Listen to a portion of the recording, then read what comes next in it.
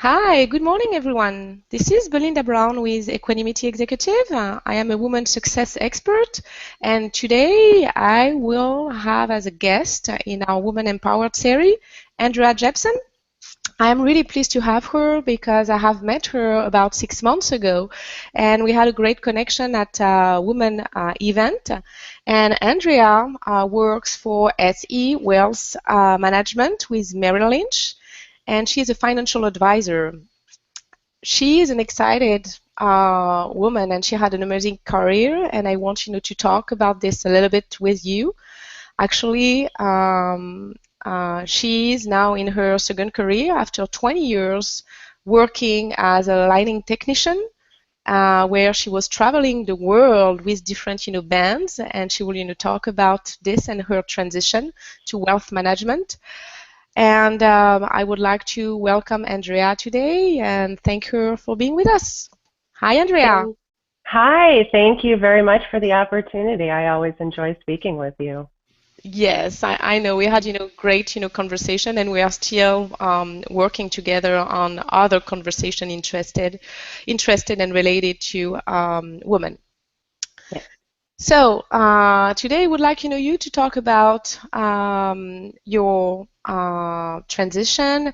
and how today you are involved in wealth management and specifically with women. Okay.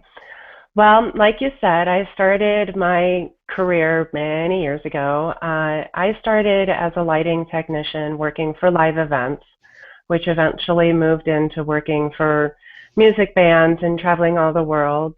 And I was a roadie, and it was a lot of fun, but it was a very, very consuming career. I traveled most of the time. I was home very little and had very little time for myself, for hobbies, uh, for anything really other than work. And so I realized that that was not what I wanted to do for the rest of my life.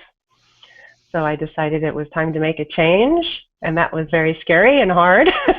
Mm-hmm. But I thought it was very necessary. I mean, I really could not see myself doing that job for another 30 years. And so I just started doing some research and reading.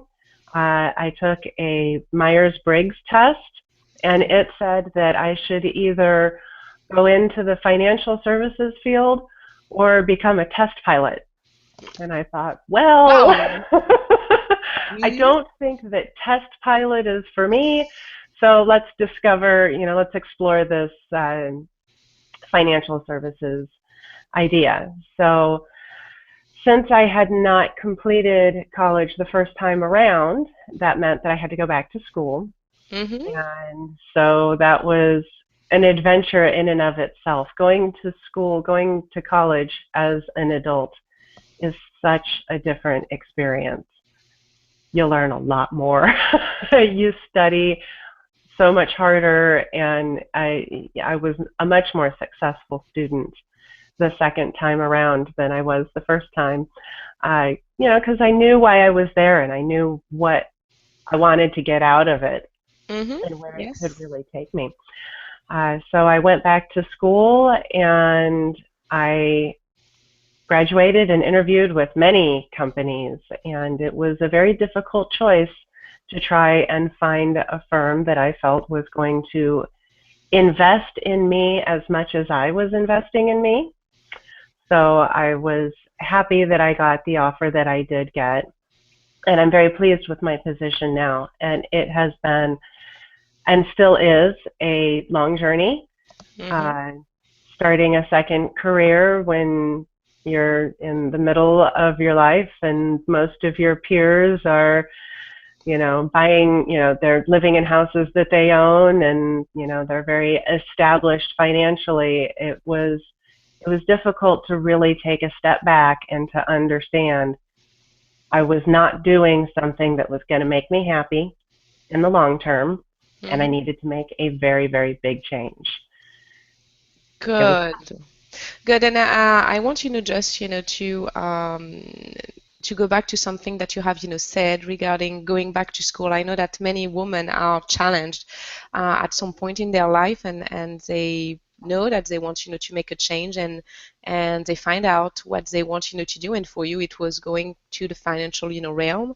And we sometimes feel that because we didn't, succeed the first time going to college, that it will be the same thing. We are making an assumption. And it's hard because it's a big financial investment as well. And I think that I want, to cheer you up for having made the decision to go back to school. And I totally understand it because I went back to school when I was 28. Same thing. The first time, it's not that I didn't want to make it. I had other priorities and I had, to work. And at 28, I just decided to go back to work, and I was really, really successful as well as a student because I knew why I was there and what I wanted to get out of it, and it works, and it's really an interesting experience. So thank you very much for sharing this with us. You're welcome. Thank you. It was quite the experience, right? Yes, it was. It was. So tell me a little bit, more about how you lived, this transition, because I know that at some point you realized that it was not good enough for you to tour and to do what you were, doing for 20 years. And how did you live this, transition psychologically, mentally, intellectually? How did it go? It started when I really started to realize that the men that were doing the very same job, or even that were kind of a rung below me on the ladder, were making more money than me. And when I asked for the same wage, I got laughed at. And as you can imagine, I didn't appreciate that very much. Totally understandable. Right. So that was really one of the biggest triggers to, wow, I'm really not going to get very far in this career, at least not as far as I wanted to get. I had some opportunities that were kind of taken away from me. I had encountered a couple of things that, you could have interpreted it many ways. Maybe I wasn't the right person for the job. Maybe it was personality conflict. Maybe I was not being given the opportunity for less desirable reasons. But the point was I wasn't getting the opportunities and I wasn't getting the pay that I wanted. So I thought, okay, I'm not going to fight this fight to possibly not ever get where I want forever. That sounds awful. And it took me probably 5 years to get from the point of, I don't want to do this for the rest of my life, to, well, what am I going to do about it? It took research. It took, fiddling around online and digging around in job sites, because when you are talking about changing a career, when for all intents and purposes, you don't really have a completed education. So I was going to have to go back to school if I was going to go into any professional field at all. Yes. And at that point, it's kind of like the opportunities are endless, which can be daunting. And that can be one of those, as women, I think when there's so much information available to us, we feel like we have to explore everything, and it can paralyze us a little bit. So I thought, okay, well, I'm not going to think about that. I'm just going to think about how am I going to afford to quit my job and go back to school. So I started looking at my finances, and they were not awesome. So instead of doing what I had done many times and calling my mom and saying, what do I do? I called my mom and I said, how do I figure out what to do? And she gave me some ideas, some financial websites to go to that have, little free or close to free online classes on how you can learn about what is a mutual fund, or how you can learn about this, that, and the other thing in the financial field. And I loved it. And I went, well, this is kind of cool. maybe I should do this, Mhm. So my search kind of did stop there. And it was after that that I took the Myers-Briggs test because I thought, okay, am I just taking the easy way out and, taking the first thing that comes along? Well, no, there was something to it. So I gathered up every little bit of guts that I had and I proclaimed my tour that I was on in 2007, which Yes. was Beyonce. We had been around the globe twice. I was Mhm. exhausted. And I said, that's it. I'm not getting on another tour. I'm going to figure out how to make this happen. So I started working locally. I was in Las Vegas at the time. And the first couple tries of shows that I did locally, they were big shows that consumed all my time. Mhm. And so that doesn't work.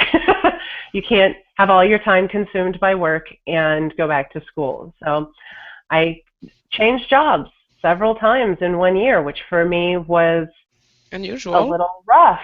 Mhm. It was like, wow, why do I keep quitting my job? Mhm. That was, but keeping kind of the eye on the prize that the idea here is to get back to school and to get a new path carved. It's you it took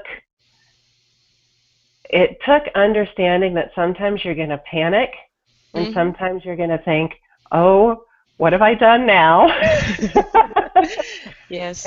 And let yourself panic for a minute, but don't dwell on it, and then just take a big, deep breath and say, no, I'm in control of my future. I'm in control of my life. I am the only person that is responsible for what my life will be.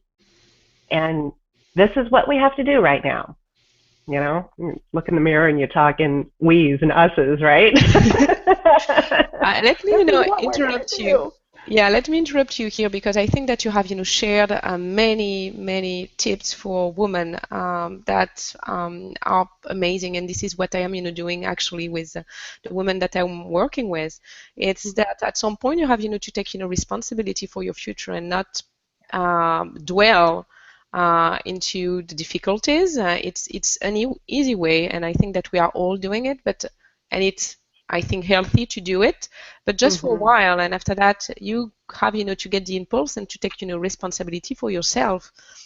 It's about, career, but it's also about your personal life. When you are in a relationship that doesn't work anymore, take responsibility and try to envision what you want instead of to focus on what you don't want anymore, and see the prize, see Mm-hmm. the end of the tunnel, and see the light at the end of the tunnel, and focus on this, light, instead of to focus on what's not working. And you mentioned as well that you changed, many times of work, because I think that you were in the transition, trying to stay more local, to be able to start over and to go Mm-hmm. back to school.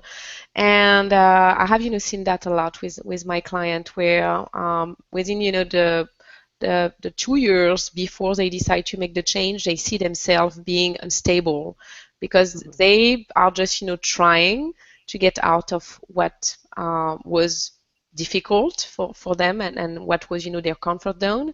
And still, staying either in the same industry or either in the same kind of environment, and it doesn't serve them anymore. And at one point it just, break through. So this is, wonderful, and I am glad that you were able, to talk to yourself in the mirror, and really to help yourself to have, the breakthrough, and being able to be who you are today, Mm-hmm. as a professional, as a woman, and also to be successful in what you do. Thank you. It was there were some rough times, and I think that that's just a part of life. Hmm. We have to be able to make the tough decisions. I mean, we have to really be able to evaluate what it is that we need Hmm. and how to best go about it, and to be okay with making mistakes and to be okay with not being the expert. And sometimes you just got to put on your boots and march. Hmm. And do something. And if it's wrong, you'll figure it out and you'll fix it. And, sometimes it's tough to really wage forward, but I think that it's important that we just, like you said, take responsibility for our own futures. Mm-hmm. Yes. It's very important. Yes, it is, and I think that it's the most difficult thing to do, because it's scary when we have been in a work or in a situation for so long. We feel so much in control, and getting out of our comfort zone, we feel that we will lose this, but actually we are gaining even more. Um, I don't want to say control, but mastery about ourselves and what we want, and really what we want to accomplish. So let me ask you this now, Andrea. What do you think makes you a successful woman today? A combination of a whole lot of things. I have wonderful role models. Mm-hmm.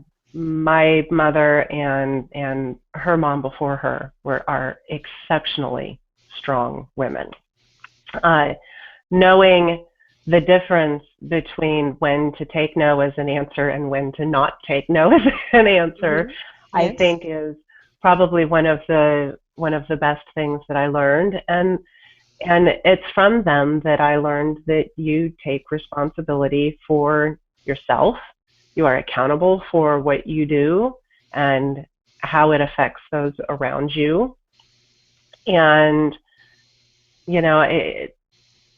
I think having great role models like that have really done really a lot of good for me.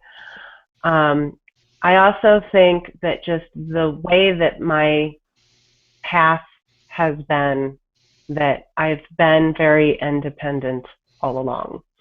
Um, I've, when you, in my previous career, we would go, a tour would happen and then it would end and then you start a new one.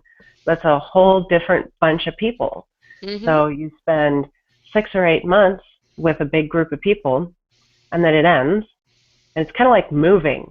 Every Yes. time that a tour ends, it's kind of like moving. It's like all your friends go away and then you get a new tour and you get a whole new bunch of folks that you're going to hang around with for the next 6 months. And you have to figure out how to make those relationships work, whether you personally care for the individuals, or Mm-hmm. want to be friends or like them, I guess you should say. It's Yes. almost irrelevant.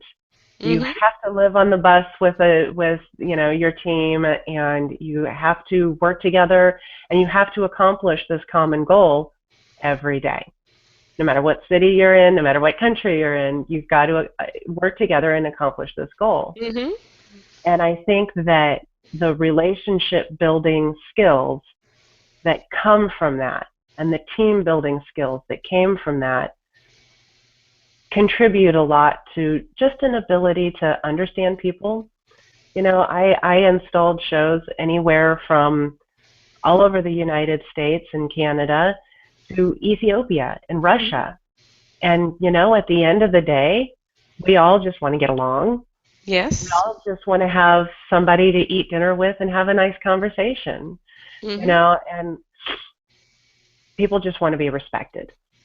And so I think understanding that and knowing that, I think that helps a lot to just own it, be what you want to be. And I think that has, I'm not always strong. I definitely have my weak moments, but that's part of being alive, I think.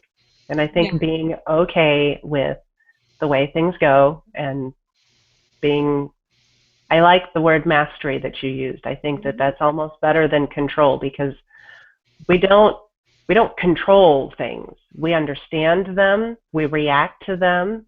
What a big part of what makes a person who they are and what defines their personality is how they respond to the things that happen to them, adverse or not. Mm-hmm. I mean, I think that a lot of people kind of pigeonhole that phrase to how people respond to adversity, but it's not. It's how people respond to the good stuff too. It's how you Yes, respond to stuff definitely. around you.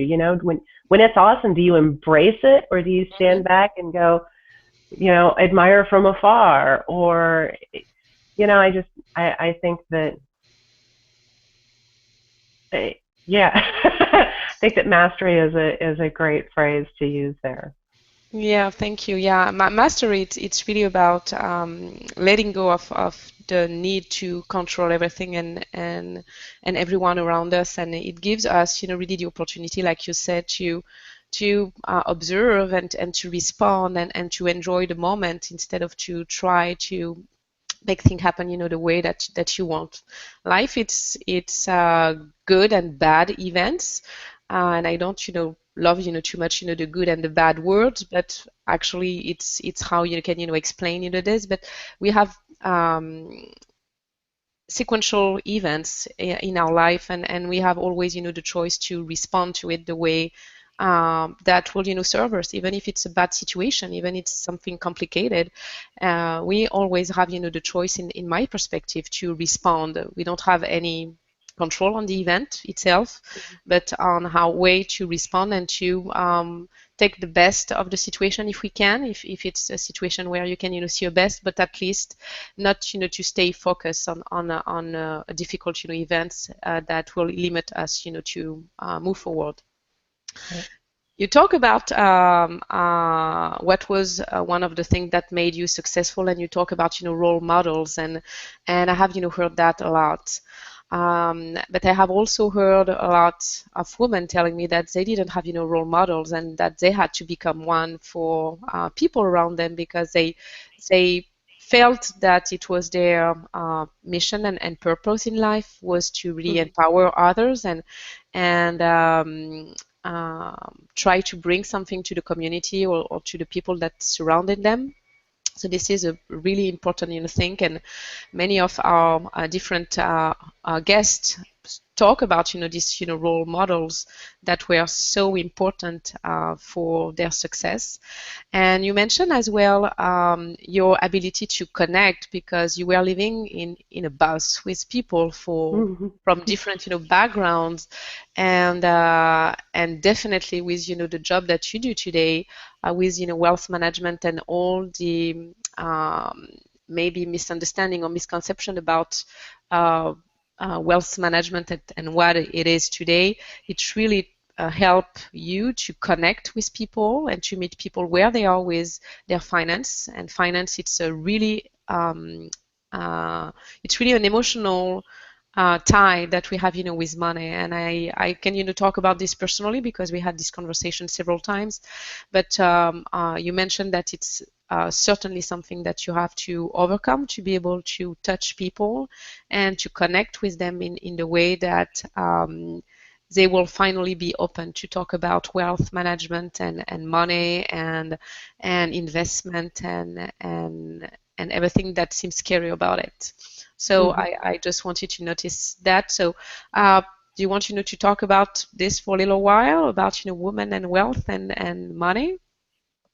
Well, I just think that it's important that we keep in mind that women and men are different. Hmm. And I know we all know that, and we all talk about that a lot. But I think really, probably, there's a couple of things that make that really important. One is that women have a tendency to move in and out of the workforce to care for others, be it our children or our parents or both. And because of that, over our lifetimes, we earn less, Hmm. which inhibits our ability to save for the future and reach our long-term goals. So I think that we as women just need to be aware that that is an impact. And we need to plan for that as well. If we want to be in a position where we can care for our parents in the future, or care for our kids long term, some families like to have. I don't have children myself, so I don't have firsthand experience in that. But I know that it is becoming more and more common for kids to live at home even into their early 30s. That is Mm-hmm. a financial burden, and it's not just a financial burden to the women, but to the family as a whole. Um, but I just think that it's important to make sure that that is considered in the planning process. It's also very important to consider in the planning process that women generally on average live longer than men. And so we need to be careful that we don't keep the women and wealth management conversation to ourselves as women. Make sure that the men in our lives understand that, at the end of the day, we may be left holding the bag, Yes. So if the men are the key planners and are the ones with the relationships and the know-how about the money in the family, that's fine. But the women in the family need to be aware. At the Mm-hmm. very, very least, they need to at least know who their advisors are, have a relationship with their advisors, feel comfortable with them, understand what is happening, how things are working. They don't need to know every little detail. I know we love to know every little detail, but we need to know enough so that when the unfortunate does happen, that we're okay. That that's Mm-hmm. not one more thing that we need to be, really concerned about. Like, wow, okay, so our checks have been coming in to his name for the last, I don't know how many years, and now he's gone. How do I get the money to pay the bills? You know. Exactly. So I think it's important to make sure that we're included. Mm-hmm. If nothing else, make sure that we're included. But we do have different things. We're more concerned, I think, about becoming a burden. We don't as women. I think it comes from so many of us have been caregivers at some point in our lives that we don't want to burden somebody else with having to take care of us. So Mm-hmm. we're more concerned about things like long-term expenses becoming a problem for somebody else, or just any kind of financial burden. And we also have more of a tendency to have a desire to be philanthropic in some way, shape, or form. And all those things take planning, and it all comes out in conversation. I think that the most important thing when you're speaking with an advisor is that you feel like your advisor understands what it is that you're communicating, and Exactly. if they are listening, Mm-hmm. and you know that doesn't mean they are going to agree with everything you say. But you need to make sure you can communicate well with your advisor. And I think, and there it is again, communication, relationships, being able to understand one another, Mm-hmm. very important in all walks, and no matter what we do, I think.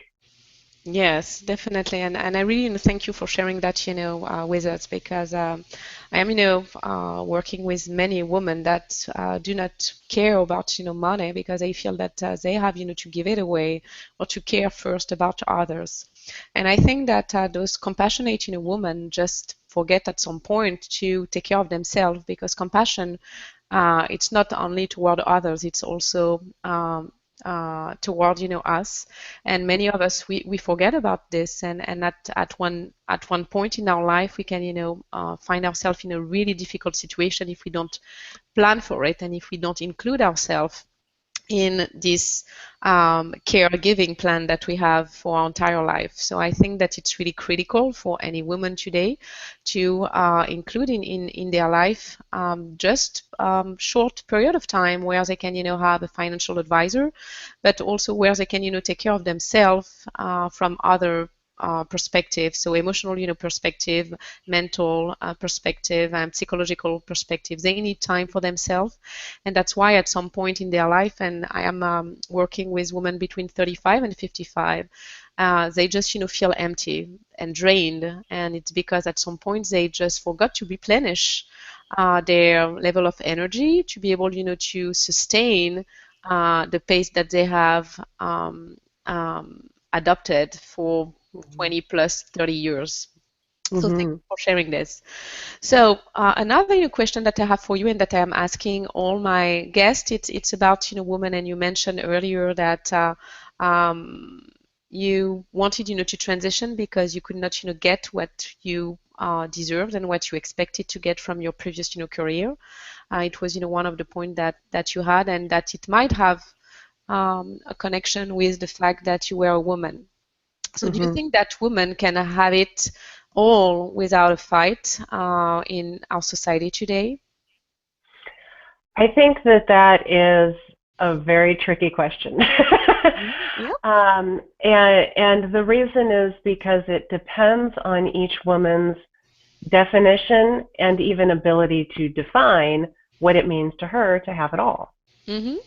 Uh, I think that if I had stayed in that field, I think that I could have fought the big fight and reached the levels that I had hoped for, but I didn't want to.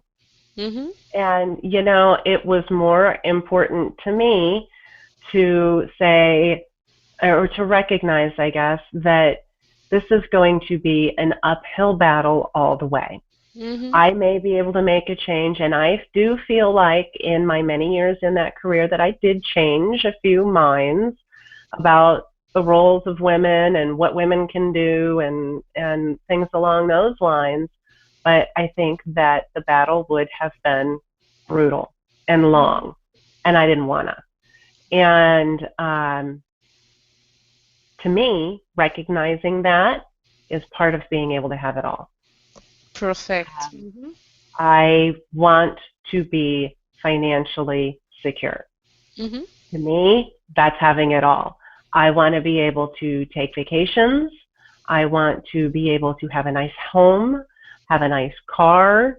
I want to not have to worry about money. Mm-hmm. That's, I don't like living check to check. I never have. And Mm-hmm.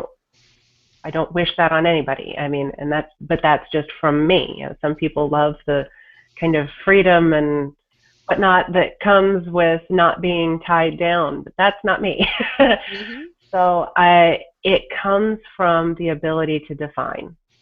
Perfect. And if you are defining having it all off of somebody else's definition, you will struggle, struggle, struggle. You have to define it for yourself, which is harder than it sounds. I really think it is. Um, I read so many articles and hear so many interviews about about just this topic, women talking about trying to have it all. Mm-hmm. And I would say 98% of those articles and interviews involve a professional woman having a family and a husband and a dog and a house and a yard and etc. Well, that may be the stereotypical image of what having it all is, but that doesn't even, to me, that doesn't make sense. You know, I, it's defined so differently for me. Yes. And that's okay.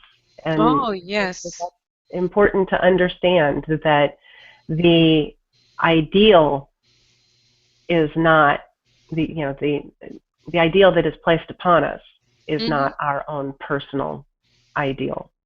Yes, exactly. And this is, what has been, really complicated to explain to many women when we meet them in different, scenarios. It's to understand that the definition of success or having it all, it's standardized and it's a stereotype, and that today we are not the same. We are all different, and we are actually all unique. And I think that we should all think about what is success for us. What does it mean to have it all for us based on our values, based on what we want to accomplish, based on the mission that we are giving ourselves in this world, and not based on what we are saying seeing on television, or what we were taught in schools or in our different societies. and you have traveled all over the world, and I have been, in several different, countries and regions in the world, and having it all for people, it's different as well from one Yeah. country to another. Meaning that we have to question this because we just become the shadow of ourselves, and by trying to meet those standards that have been established for us, and we tend to make ourselves miserable and unhappy. So I really want to congratulate you for really being able to um, define what was success for yourself, and to know yourself so well that you are able to identify what will make you a successful person, without stress, and at peace with who you are, and not having to live by other people's rules. So thank you so much, Andrea. Thank you. It's Do you want to a add very any beautiful connection. do you want to add any comment, or can I move forward in the interview? I think we can move forward. I think that you've summed that up nicely. Thank you. Thank you so much. So now that we have, talk about, your background, and that we have, talk about how you ended up, being a successful, woman in your role as a financial advisor, and supporting, women and men as well, like you mentioned it earlier.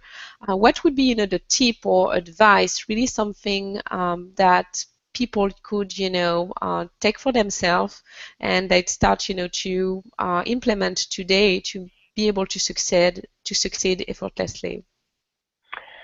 Um, don't give up and don't be Hmm. afraid of change. Plans are plans are there to get you started. Hmm. I think that it's really important to be flexible. You obtain your goals, you set your goals, you define them and you think, this is what I want to do. You know, I want to drive this car, or I want to live in this neighborhood, or I want to have this job, or I want to have this number of kids, or whatever it is that your goal is. You set your goal and you set a plan on how to get there. Hmm. And then life happens. And no matter what happens, the world keeps on spinning and moving forward, whether you're ready for it or not. That's And you true. kind of got to, yeah, you've kind of got to be ready to just roll with it, and sometimes we get stubborn and it's hard and it kind of, it's no fun and it kind of stinks. But you got to be able to take a deep breath, reevaluate, adjust your plans. It doesn't mean you have to change your end goal, Hmm. not necessarily. Sometimes it does, but that's okay too, you know. But I think being flexible, being willing to change, but being determined.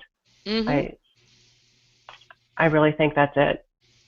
Okay, so to sum it up, I think that what you talk about. It's about having a vision or a goal, and sticking with it, and being determined to make it happen, whatever happen in your life.